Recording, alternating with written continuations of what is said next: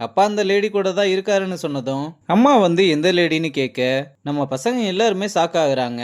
அம்மாவும் அப்பா அகமதாபாத் தானே போயிருக்காரு, நீ என்னடா என்னென்னமோ சொல்லிக்கிட்டு இருக்கேன்னு விடாம கேட்டா, ஜெய்சு தான் அவன் நம்ம அப்பாவை பத்தி சொல்லலாமா, இவன் கூடவே ஒருத்தர் சுத்திக்கிட்டு இருப்பான்ல அவனோட அப்பாவை பத்தி தான் சொல்றான்னு சசி மேல பழிய தூக்கி போடுறா. சரிடா, ஏதோ லேடியோட போயிருக்காருன்னு சொன்ன, எதுவும் தப்பு பண்றாரா?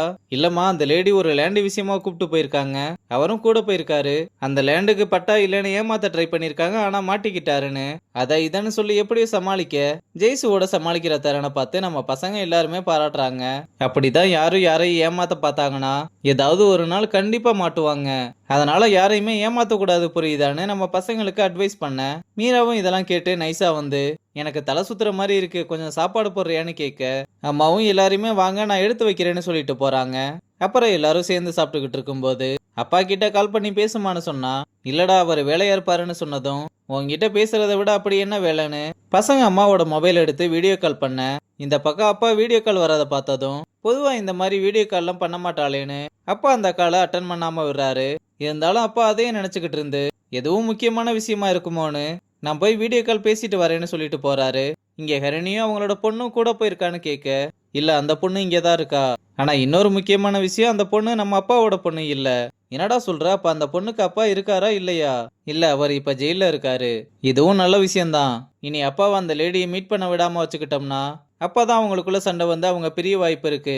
இனி அப்பாவை 24x7 வாட்ச் பண்ணிக்கிட்டே இருந்து நாம எல்லாருமே சேர்ந்து தான் அந்த லேடியை விரட்டணும்னு முடிவெடுக்கிறாங்க. அப்ப அப்பாவும் அம்மாவுக்கு வீடியோ கால் பண்ண அம்மா உடனே நம்ம பசங்க எல்லாருமே கூப்பிடுறாங்க. நீ திடீர்னு வீடியோ கால் பண்ணதும் பயந்துட்டேம்மா. அப்படியே நம்ம பசங்களும் வந்து ஹாய் சொல்ல, என்னம்மா அதுக்குள்ள அப்பாவை பார்க்கணும்னு தோணி இருக்கு? இல்லப்பா, ரொம்ப நாள் கழிச்சு போறீங்கல்ல, அதான் உங்களை மிஸ் பண்றோம். அப்படியே பசங்களும் எந்த ஹோட்டல்ல தங்கியிருக்கீங்க என்ன ஏதுன்னு விசாரிக்க, பேர் சொல்ற அளவுக்கெல்லாம் பெரிய ஹோட்டல்லாம் இல்லம்மான்னு சமாளிச்சுட்டு, என் செல்ல சார்ஜர் இல்ல, நான் அப்புறம் கூப்பிடுறேன்னு சொல்லிட்டு காலை கட் பண்றாரு.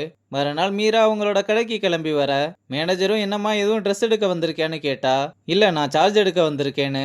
இனிமேல் நான் இங்கே தான் இன்டர்ன்ஷிப் பண்ண போறேன், நான் அப்பாவோட கேபின்ல வெயிட் பண்றேன், எனக்கு போன மாசத்துக்குரிய அக்கௌண்ட்ஸ் வேணும் எடுத்துருவாங்கன்னு சொல்லிட்டு போறா. அப்புறம் அப்பாவோட கேபினுக்கு வந்து சாமி எல்லாம் கும்பிட்டு அப்பாவோட சேர்ல உட்கார்றா.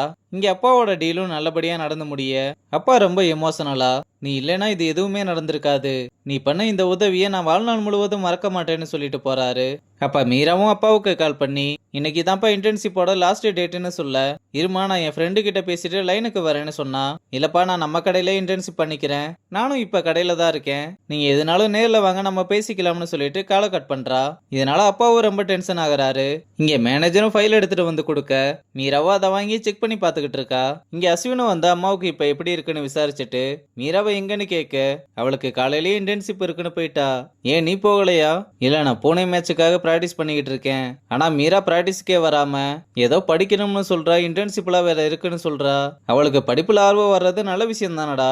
இல்ல ஆண்டி, பூனே மேட்ச்ல செலக்ட் ஆகுறதெல்லாம் எவ்வளவு பெரிய விஷயம் தெரியுமா? இந்த மாதிரி சான்ஸ் எல்லாம் மறுபடியும் கிடைக்காது. இப்பெல்லாம் அவ மனசுக்குள்ள ஏதோ வச்சுக்கிட்டு இருக்கா, அதை என்னன்னு கேட்டாலும் சொல்ல மாட்றா. நீங்க அவகிட்ட கொஞ்சம் பேசி மேட்சுக்கு அனுப்பி விடுங்க, அப்பதான் நானும் இந்த மேட்சுக்கு போக முடியும்னு சொல்லிட்டு போறான். இங்க கடையில பசங்க எல்லாருமே கஸ்டமர்ஸ் யாரும் வரலன்றதுனால ரீல்ஸை பார்த்து சிரிச்சுக்கிட்டு இருக்க, அப்ப மீரா வந்து கடைக்கு முன்னாடி ஒரு பெஞ்சை போட்டு குடோன்ல இருக்க ஸ்டாக்ஸ் எல்லாத்தையுமே எடுத்துட்டு வந்து அதுல வைக்க சொல்றா. ஏன் மீரா, நாங்க சும்மா இருக்கோம்னு வேலை வாங்குறியா? அப்படிலாம் எதுவும் இல்ல, என்கிட்ட ஒரு பிளான் இருக்குன்னு சொல்றா. அப்புறம் அவ சொன்ன மாதிரி ஸ்டாக்ஸ் எல்லாம் எடுத்துட்டு வர மேனேஜர் வந்து இதெல்லாம் எங்க எடுத்துட்டு போறீங்கன்னு கேட்டா, மீரா வந்து இந்த ஸ்டாக்ஸ் எல்லாமே சும்மா தானே இருக்கு, நம்ம இதெல்லாம் டிஸ்கவுண்ட்டுக்கு கொடுத்துடலாம்னு அதுக்குரிய போஸ்டர் பேனர்ஸ் எல்லாத்தையுமே ரெடி பண்ண சொல்லிட்டு போறா. மேனேஜரும் அப்பாவுக்கு கால் பண்ணி இந்த விஷயம் மட்டும் இல்லாம அக்கவுண்ட்ஸ் எல்லாத்தையுமே பாக்குறாங்கன்ற விஷயத்தையும் சொல்ல, சரி விடுங்க நான் பாத்துக்கிறேன்னு சொல்றாரு. கிரிஜாவும் என்னாச்சுன்னு கேட்க, மீரா கடையில வந்து உட்காந்துக்கிட்டு தேவையில்லாத வேலை பண்ணிக்கிட்டு இருக்கான்னு மீராவுக்கு கால் பண்ணி எதுக்கு ஸ்டாக்ஸ் எல்லாம் வெளியே எடுத்து வைக்க சொல்லிக்கிட்டு இருக்கேன்னு கேட்டா, இப்ப எதுக்குப்பா டென்ஷன் ஆகுறீங்க, நீங்க புது ஸ்டாக் எடுத்துட்டு வரும்போது அதெல்லாம் வைக்கிறதுக்கு இடம் வேணும்ல, அதுக்காக பழைய ஸ்டாக்ஸ் எல்லாத்தையுமே காலி பண்றேன், நீங்க ஃபர்ஸ்ட் வாங்க, வரும்போது உங்களுக்கு ஒரு சர்ப்ரைஸ் இருக்குன்னு சொல்லிட்டு காலை கட் பண்றா. இங்க ஜெய்சுவும் ஃப்ரெண்டுக்காரங்கிட்ட வந்து, புழல் ஜெயில மோகன் ஒருத்தர் இருக்காரு, அவரோட ஒய்ஃபோட பேரு கிரிஜான்றதை மட்டும் சொல்லி எனக்கு அவரை பத்தின டீட்டெயில்ஸ் எல்லாம் வேணும்னு கேட்க, வெறும் பேரை மட்டும் வச்சு என்ன பண்றது, வேற எதுவும் டீட்டெயில்ஸ் இருக்கா இருக்கான்னு கேட்டா இல்லைன்னு சொல்றா. சரி இது கொஞ்சம் கஷ்டம்தான், இருந்தாலும் உனக்காக ட்ரை பண்ணி பாக்குறேன்னு சொல்றான். இங்க சித்து ஒரு வழியா மலைக்கு போயிட்டு வந்துட்டான் போல.